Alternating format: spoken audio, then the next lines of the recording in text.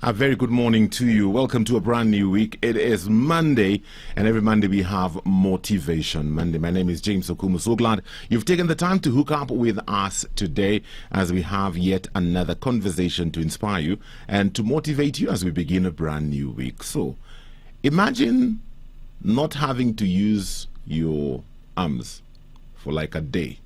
You know, if we tied your arms and you were not able to use your arms for a day or for a week, do you think you'd survive? Or do you think you'd be so frustrated with life because there's so many things we do with our hands without even thinking? You know, our hands are so busy. You know, it's almost like every other thing we do with our hands, whether it is writing, whether it is eating, whether it is embracing other people. There's so many things we do with our hands. What if they were not functional for like a day or for like a week? Do you think you'd survive? What if they were not functional for your whole life? How would you be able to go through life without your arms? I was trying to think about that, and I thought how sometimes it's frustrating. I don't know if you've ever had that opportunity where you've gone for a sports day or something like that, and there's a soccer match between the men and the women. And usually what they do for the men is they tie your arms. You can't use your arms, you know, and you can only maybe use one of your feet. It becomes very cumbersome. You know, you can't perform the way you know you can perform. Imagine if that was your state every day. Well, I have an amazing story for you today. An amazing lady who has a story to tell where the arms are concerned. I won't tell you what it is. You'll get to find out as she tells her story to us, and she'll be joining us in the next short while on Motivation Monday. As always, we have some music to inspire you as we go on with our discussion for today. It is Motivation Monday. My name is James Okumu. So glad you have taken the time to hook up with me today, and I have an inspirational story for you to encourage you and to inspire you. This morning we are joined by Carol Nyamanga. Carol Nyamanga is an admin assistant at Africa Nazarene University. Carol, can you get me? I can see like your frame is frozen. I don't know if you can get me. Let me see if we can get this going.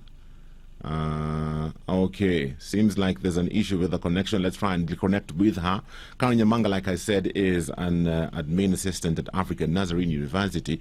And the unique thing about Carol is that she doesn't have her arms. She lost both her arms at a very young age, but she's living life to the full. How she's doing that is what we want to talk about today. So let's get the connection going, and then we'll get on with this discussion. Finally, we have connected, and we have connected well. Internet issues, my friend. Sometimes it's here, sometimes it's gone.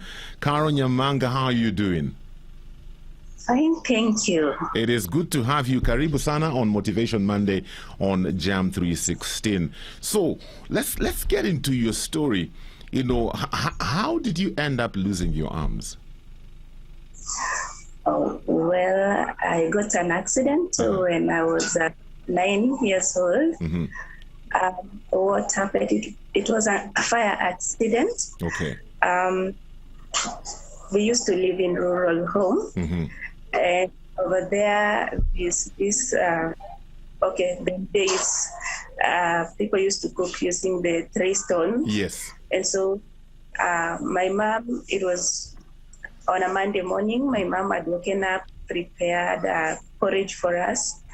And then she left, she went to the farm and left me to take care of my little baby before, like my little baby, our little sister was sleeping. So supposed to wait for her to wake up so that I can give her porridge, then I go to school. Okay. So from there, I really don't remember what exactly happened, but it's like I lost my memory kind of. Up to today, I'm not able to tell exactly what happened. Okay. But what I remember, the memory that comes back is after the accident. I was going to school because in my memory, before whatever happens, I knew I was supposed to go to school. So I woke up and I took my bag going toward our gates, going to school. And when I was trying to hold it properly, that's when I realized that my hands were burnt. Okay. And You were they not were completely burnt. You were not in any kind of Yeah. pain. No, I wasn't. Wow. So when I was actually trying to hold it properly, that's when I saw it was all burnt. And then I just dropped down and started crying. And I couldn't even remember where my mother had gone. So it took me like 10 minutes to think of where my mom had gone. And then I remember she had gone to the farm. So I started crying, heading to where she was. What about your sister? My sister, she was okay. She was safe. I was the only one who got affected. Really, I don't know what exactly happened. And again, it was only my hands that were burnt completely. Okay. So Yes. did you go to the farm to find your mom, or did your mom come back home? No, she had me crying on my way. And she came. When she saw me from afar, she also got scared, and she also started screaming and crying. And so all the neighbor who had came. I had a sick brother, by the way, and was sleeping in my elder brother's house. So people thought that he had passed away because they could hear me crying and my mother crying. So they thought maybe my brother had passed away. So they all came. But of course, it was a different thing. And they saw me that I was the one who got burnt. And yes, it was very painful there. So did your mom rush you to hospital? Unfortunately, no. Oh. The thing is, at that time, we were 13 children. I'm 11th born. Wow. And at that time, being 4. Yes, we were 4 then. So the rest had passed away. We had the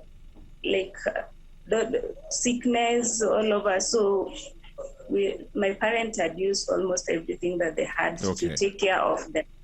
Yeah. And so we didn't have money immediately to rush me to the hospital.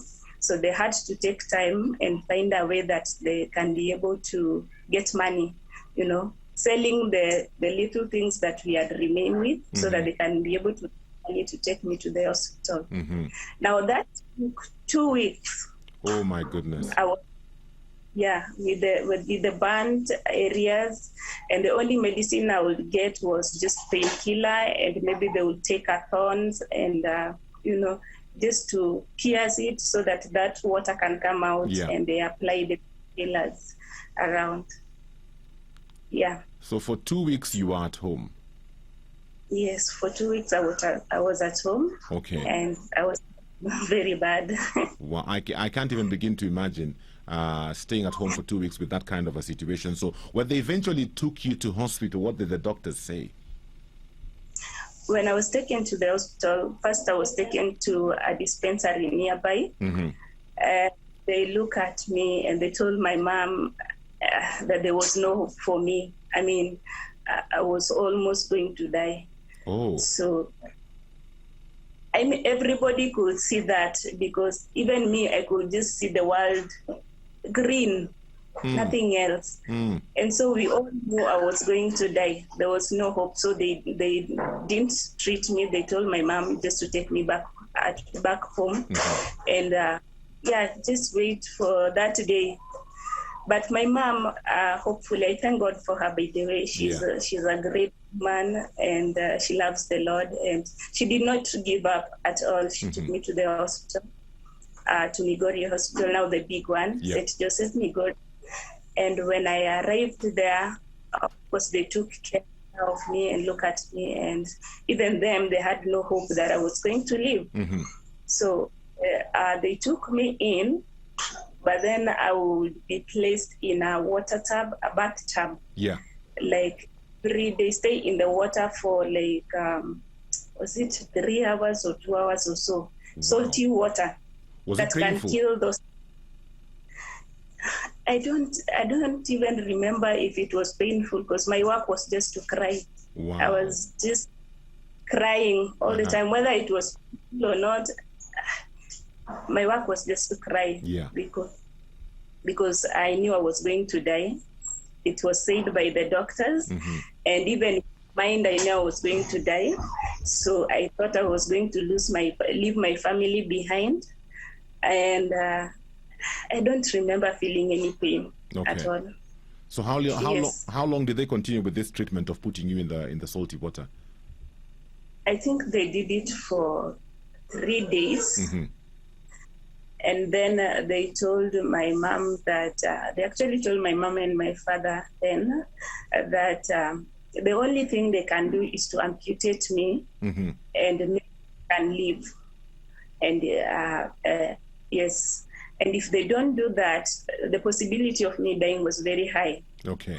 So it was very hard for my parents, you know, having a disabled child. Something I've never imagined it would happen to them. And probably, and also if you add on top what they had seen in the past. Yes. Yeah, it was very hard for them, but I think at the end, most likely they agree. And I was taken to the and I was amputated. Before you were amputated, did they take you through any kind of counseling? No. What? No. They just told you were going to cut off your arm, just like that? No, they did not say. They didn't even tell you? No, I was not told. I was taken to theater. I didn't know going to be taken there. And then when I came back, like after the theater operation, you know, you stay for long when you're dead, and then when you wake up, and I tried to scratch myself. That's when I found out that I don't have my hands. Like I would see plaster all over me, and I would wonder what happened. Yes. So how did that make you feel? Oh God, you don't want to know. I felt so bad. I felt like even killing myself. Oh my goodness. I felt the pain that I don't know. I cannot really describe it, but it was very, very painful. How old were you? How old were you at this time? I was 9. 9. I was 9. Yes, and before that, when I used to have my hands, I used to do several things. Yes. I was a very active girl at that age. I would do so many things, and I would imagine after that operation, what would happen to me? Because so many things that I was not able to do, not even feeding myself, taking myself to the toilet. Like I would be done for everything, and that was very, very painful. I'm just wondering when you woke up and you realized, okay, this is now my situation. I'm sure you must have had a lot of questions in your mind. Did your parents try to answer those questions? No. Yeah. What did they tell you? None. Well, mostly I was with my mother in the hospital because my father was taking care of the rest of my siblings back at home. So I tried to ask my mother so many questions, but you know, even her, she was mentally affected. I can imagine. So she could not answer me like so many things. She would just cry. Wow. Yeah. How long were you in hospital? Almost a year. What? Yes. A whole full year? Yes. A whole year. Oh my goodness. Of course, I got better in between. Yeah. But then I was not get out because of the money. We couldn't afford to pay the bill. So I was just to stay there. And let me just say that God has really come through in my life, in every situation and in every circumstance, everything that I passed through. It's just God. Yes. Wow. I'm just wondering, you know, so here you are in hospital. Can you think back to the time you actually now stood up to walk? I'm just wondering, was your balance affected because your arms have been amputated? How was it like, you know, just the first time you stood up and walked?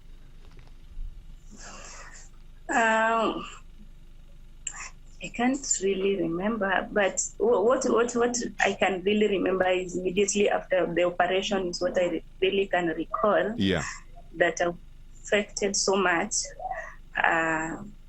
and especially with the injection and everything. Yeah. And I would ask doctors why they did that to me. By the way, the doctors were my greatest enemy by then, because I knew were the one who amputated me. So I even wanted them to inject me with a medicine that can kill me so fast, so that I forget about it. Because I would feel like I want to scratch somewhere. Yeah. And they are not. If I go back to sleep, I can feel my hands. But if I wake up, my fingers, those hands were not there. You know, I was like, Jesus, I wish I would tell them, I wish you can even bring them back so that they can be buried. They can be put in my casket beside me, because what I really wanted was my hands. Wow. Okay, yes. shortly, Carol, we'll talk about how life was like for you after you left the hospital and went back home. How did you adjust your education? How did you sail through that? We'll talk about that shortly. It's about 27 minutes before we get to 9 o'clock this morning. I'm hosting Carol Nyamanga. She's sharing her amazing story with us. If you have a thought or a question, 20316 is the SMS line. WhatsApp number 0786 316 316. This morning we are getting to hang out with Carol Nyamanga. Carol is an admin assistant at African Nazarene University, and she's sharing her story with us. My good friend, Reverend Bernard Warui, thank you for tuning in. You say this is deep. What? That experience is not an easy one. She is a strong one, and I salute her. Thank you so much, Reverend Bernard, for tuning in today. So, Carol, back to your story. So here you are. You've been in hospital for a whole year. I can't even begin to imagine that. So you leave the hospital and you go back home. How did you adjust to just this situation that you find yourself in? Well, fortunately, yes, I left the hospital, but not. It's just a miracle, as I had said before. Somebody, let's say a sister from another hospital came, and she was told my story. No, actually, she saw me, and then she actually talked to the people at the hospital that I should be transferred to that other hospital, so to the hospital that she was working in. So these people from where I was, they actually agree and written something somewhere. And then I was transferred to a hospital. I went with her. And then I got to her and I told her about how long I've been in the hospital and I had really missed home. I asked her if she can allow me to go home, and maybe only for 1 day or 2 days or a week, just to see my siblings, because I hadn't seen them for a whole year. It was only my father that would come and go back. So she allowed me the next day to go home, and I was very happy. So at the gate, I met my father. My father had come to see me, and now we went home along, my father, my mother, and I. And I had actually forgotten about that because I had gotten used to not having arms. So when I arrived home is when that pain again came back. Because everybody could see you differently now, not the way they used to see. So my sibling would ask questions, because we arrived at night. They would ask, what happened to you?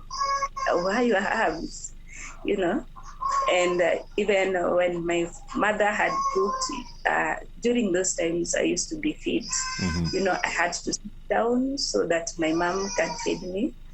And my little sister would ask so many questions, and that would really, really make me feel that pain so much. That went on that way until the next day morning, when people around my place heard that I was back. And so they all came. Now the shocking thing is, some, when they just saw me, they started crying. Like they're looking for somebody who has died. And others will even say, "Oh Jesus, what happened? We thought you had already taken her away." Yeah. That would have been better than seeing her that way, the way she is. And that would really crush me totally. Wow. Yes. What about your education? Did you go back to the same school, or were you now taken to a different school? I was taken back to the same school after, I think after like maybe 6 months or so, or 1 year. After I think 3 months or so. Yeah. I was taken back to the same school, and it was just a normal school, just for normal children. Yeah. And that school, of course, we didn't have chairs you could sit on. You would sit on the floor, and that's the floor. So personally, because at the hostel I was taught to write using my legs, so it was not possible for me to be able to write that way while I've sat on the floor completely. Yeah. So we made a kamkebe, a can, a big one that I would sit on, so that I can place my book down. Yeah. And my pen and use it to write using my leg. Yeah. Yes. How did the other children in your classmates, how did they act around you? Did they embrace you? Was it difficult to blend in? No, it was very difficult. They would come around me, surround me, ask me questions. What happened to you? You know, or why are you writing using your legs? Yeah. Playing, they would avoid me. I mean, they were just scared of me, like I was from a different world. Yes. Yes, it was. I don't know. How did that affect you emotionally? The thing with me is that, as I had said before, I was a very active girl, and I think also God was with me all along, because it did not really affect me that much mentally. I'll just find other ways of doing things, not the way I used to, but I would just try, even socialize with them, even if they didn't like me. I would just go around with them, tell stories, make jokes. Wow. Yeah. What about high school? Yes. How was life like for you in high school? Now, high school was tough. Okay. Now, that one is because it was the time that I was turning to that adolescent stage. Yes. And, at high school, we have these things where you go for presentations, anywhere, funkies, meet. So we would go, and I would stay back in the bus because people would walk with other people outside. But personally, I would see myself differently because I was taken to a normal school. And I was actually affected so much. But the thing about me is that even though I was affected, I did not forget to study, because I knew that's where I will create a different life for myself. Yes. So I will study so hard. Even if I'm affected with all those things, I will study so hard, knowing that this is where my life will go. Yeah. My mother will leave me, my siblings will leave me, my father, and go on, and I will be left alone. And I had to leave without these people around me, even without the sponsors who took me there. And I knew that only the study, if I study well and get a job, I will be able to be someone in life. And that's what I did.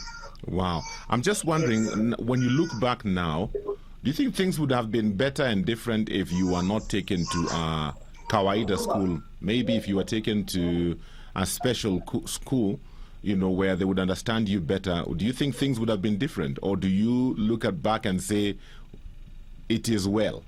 What happened, it turned out for good? About the special school, actually, I was taken there. Okay. After, when I came to Nairobi.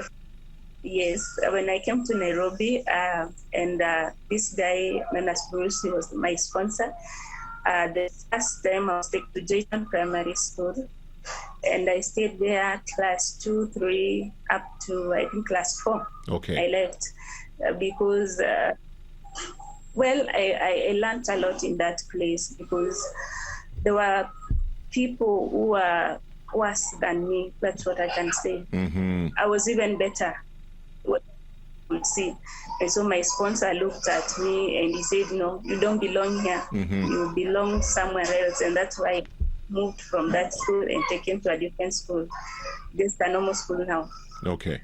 What I would say about that is that I think it's good if someone gets to learn both sides. Okay.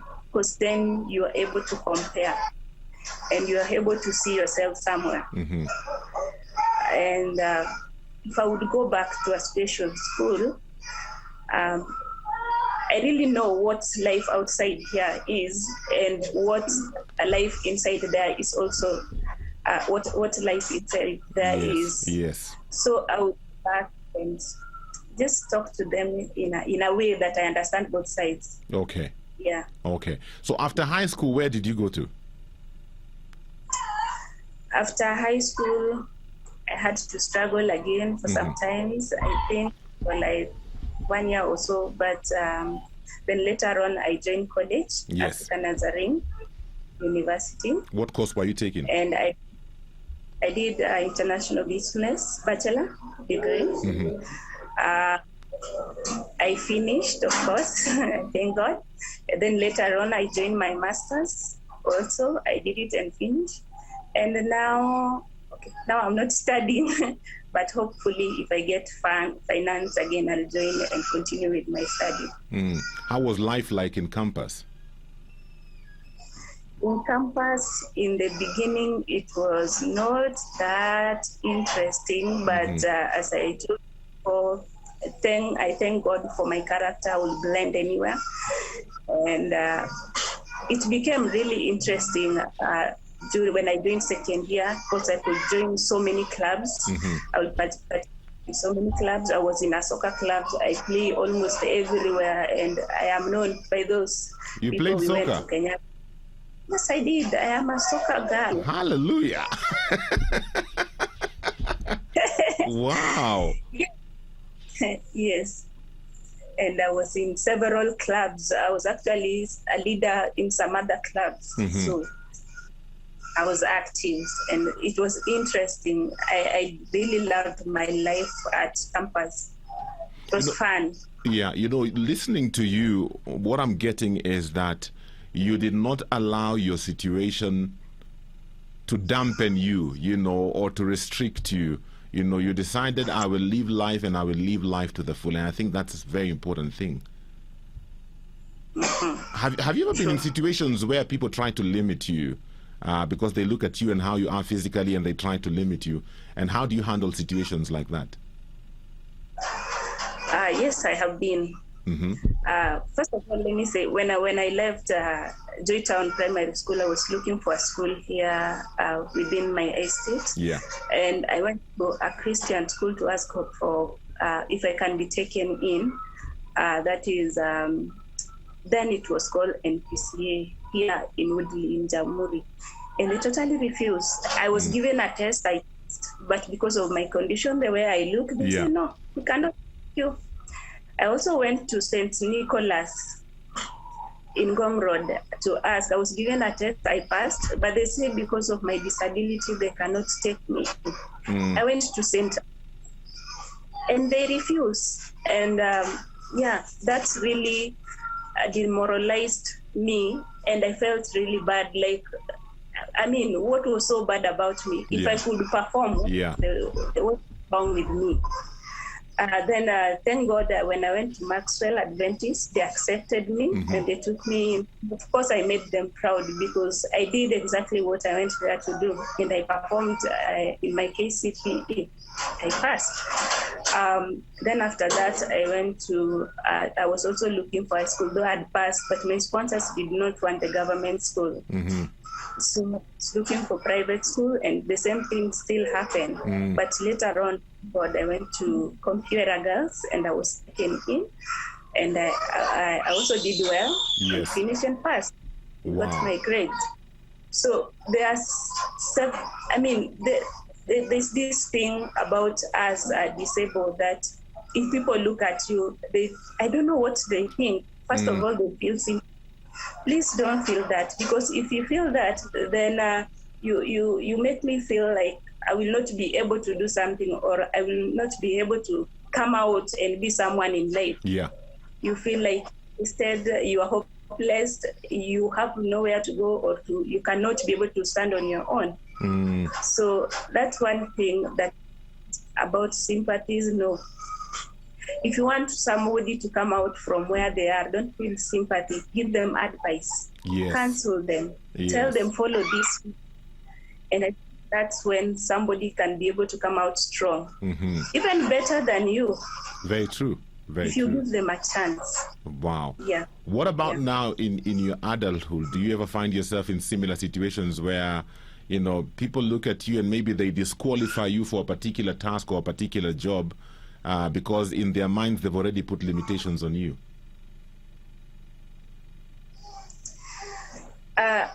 Yes, for some people, but for other people that like they have seen me doing whatever I'm doing, they're like, Jesus, you're even doing it better than me. Yeah. You're better than my daughter or my son or so on.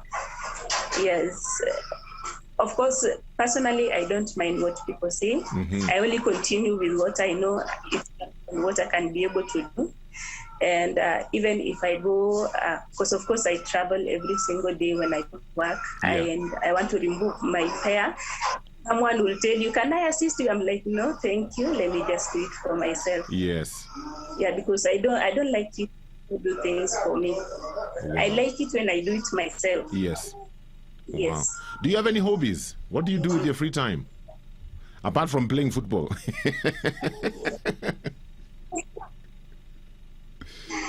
I can sing. I have children, of course, I am taking care of. So I play around with my kids. Yes. Traveling. I love traveling and so on. Yes. How many kids do you have? I have, biologically, I have 2 kids, and I have also adopted 2 children. Wow. Yes. So I have 4 children. Wow, you have a big heart, my friend. You have a big heart. Our time is almost up. What would you tell somebody who's discouraged today, probably because of the situation they find themselves in? They're thinking they have limitations.